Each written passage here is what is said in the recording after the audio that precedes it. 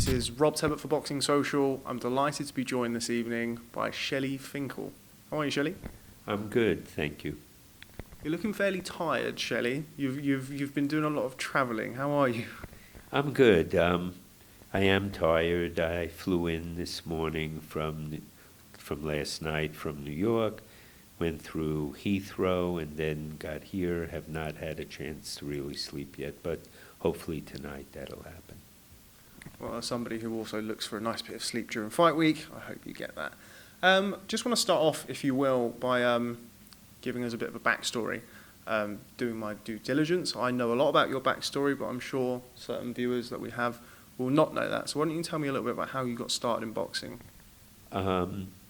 It was 1977. There was a kid who lived next door to me, and I said to him, why don't we go to the Golden Gloves? I didn't have children yet, and I saw this young fighter named Alex Ramos. I thought he was very good, and I came back the following week and saw him in the following week, and it became a hobby that grew. And in 1980, excuse me, he was hoping to go to the Olympics, but Carter boycotted it because of Afghanistan, and as a result, so a couple of kids who were going to go to the Olympics turned pro instead, and I ended up managing them, and they referred me to some other kids. And then in 1984, I recruited 5 kids from the '84 Olympics, and 4 of them became world champions. It was Mark Breland, Pernell Whitaker, Meldrick Taylor, Tyrell Biggs, and Evander Holyfield. It's the much vaunted American Dream Team, if I'm not mistaken. Yes, it was. Where did you go from there? What fighters did you work with post that? I mean, that's quite a resume already, but after that, what fighters did you work with? Just some of them. I managed Mike Tyson, managed Manny Pacquiao, managed both Klitschko brothers, Deontay Wilder, obviously, who is the present WBC heavyweight champion. I've handled Mike McCallum. I'm trying to remember. I know it's 25 world champions or so. Vinny Pazienza, Michael Mora. I would remember more. I'll let you off, considering you've had a considerable journey. So it's fair to say that you've been around the block and then some in boxing. With that being said, the reason why you're here, you're working with the WBC World Heavyweight Champion Deontay Wilder. We've known your name, or we've heard your name in the press recently because of a very public negotiation. So I think it's fair to say that you're not new to this. I would assume so correctly. I'm not new. People have known you by a different name recently. I don't know if you've heard what the name is that you've been known as. I have heard, but I chalk that off as immaturity. That's come from Eddie Hearn. We'll jump right into things. We'll come on to big fight announcement that you've got later on. Tell me about the first time you met Eddie Hearn. Oh, I met Eddie Hearn a long time ago. The first professional relationship I had with him was when we put together Joshua and Klitschko, and it was a, tough but pleasant negotiation. After that, did you envision working with him again? Obviously, having Anthony Joshua, you mentioned the Vladimir Klitschko fight, big fight at Wembley Stadium, unification fight, or certainly a fight where 2 belts were on the line. Did you have visions of working with him soon after that? Nothing specific. It came eventually that the right fight would be Deontay Wilder and Anthony Joshua, and if that were to happen, I would be dealing with him. And going into it, I was excited about that because I know his father Barry for a long time, and the dealing with him for the Klitschko fight was fine. Tell me about the first conversation you had about potentially making Anthony Joshua versus Deontay Wilder. Well, I don't remember specifically the first, but he sent me a letter saying, we'll do a 2-fight deal with you. You'll fight Dillian Whyte first, and then you'll fight Joshua. And I said, okay, what are the terms? And he sent me back an offer for Dillian Whyte, and I said, what about Joshua? He said, well, I can't do both. I can't guarantee Joshua. I said, well, that's the whole premise. I said, otherwise we don't have an interest. We would rather dictate our own career. How soon after that did negotiations start up again? So you mentioned that initially it was under the proviso that it would be Dillian Whyte and then Anthony Joshua. How soon after that did it move on to just discussing Joshua versus Wilder? After that, Eddie called, or I don't remember specifically, but we had some meetings, we spoke about the possibility. Each time I left the meeting, I just felt it wasn't going to happen, but we're going to keep trying because they keep saying they want the fight. And Deontay had a certain inkling, I guess. Early on, he said, Shelly, this guy doesn't want to fight me. He said, just not. And then later on, while we were still negotiating, he said, Shelly, he passed on $50 million. He says, who in their right mind passes on $50 million unless he doesn't want to fight you? Tell me about the offer, the flat fee, the $15 million flat fee that was initially offered to you. Well, we made first, Eddie made us an offer of $12.5 million flat. We made the offer to Joshua after he publicly said, if they would offer me $50 million, I would take it in 24 hours. I'd take it. When we made the offer, he said, I meant pounds. I said pounds. I said, read your social media, read your interviews. It was $50 million. All right, let me think about it. And the next thing, Eddie, well, where is it? What is this? What is that? We said, do you accept the $50 million to fight in the United States in Las Vegas? Well, give me the terms. I said, not until you accept. That's the way it's done. You always send us that. Never would. Then they offered us $15 million flat. And I said, they're doing this to not fight us. We're going to accept it. I said, Deontay, he says, do it. We accepted the $15 million. He sends us a contract. Doesn't have a site, doesn't have a date.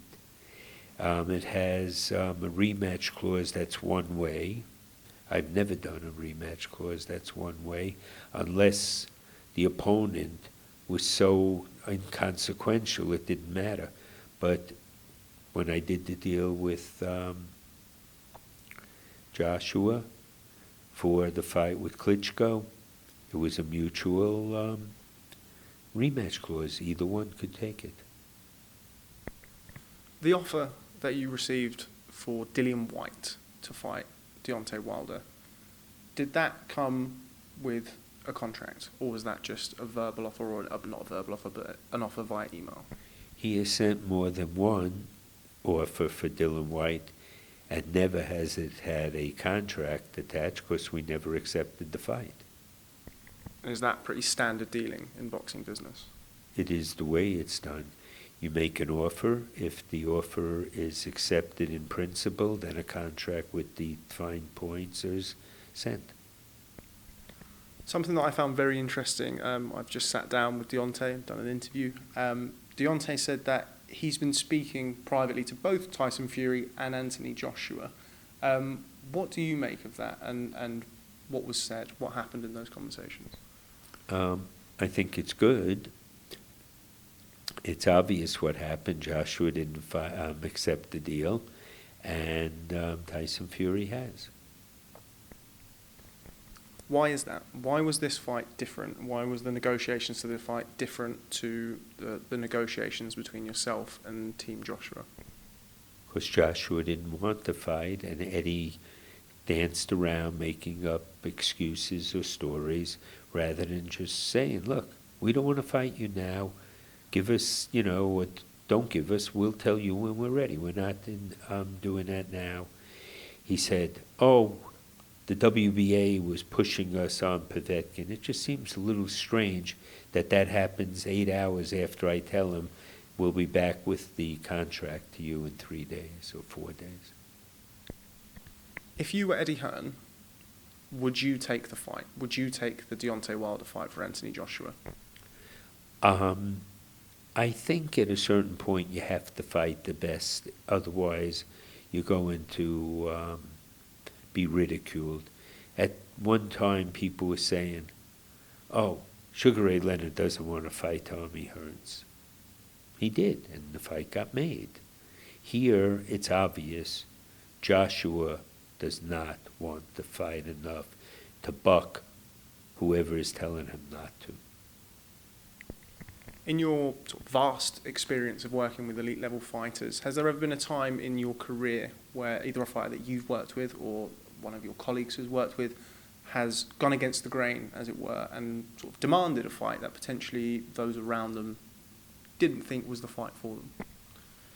Well, when a fighter wants it, it gets made.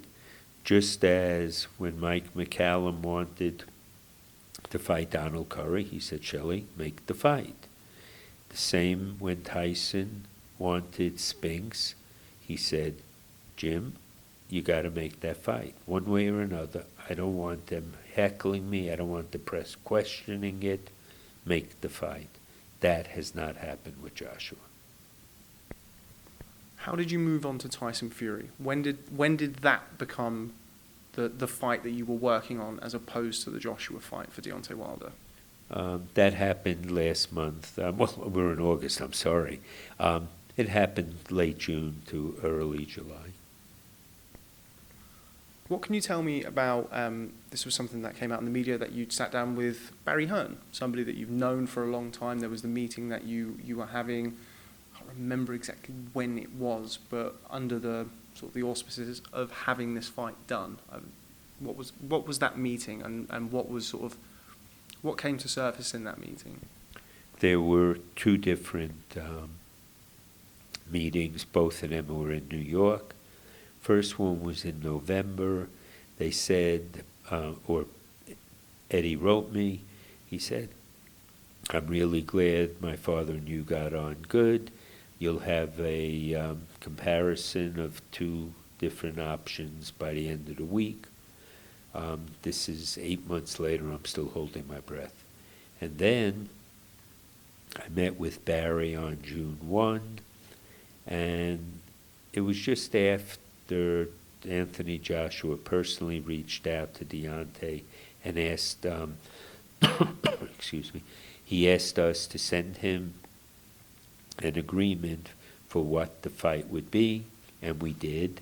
And he decided to go instead and listen to to Eddie and his team, and they offered us $15 million flat, which we accepted, and they put in other terms which made it not doable, and they left out terms which made it not doable, such as where we were going to fight, when we were going to fight.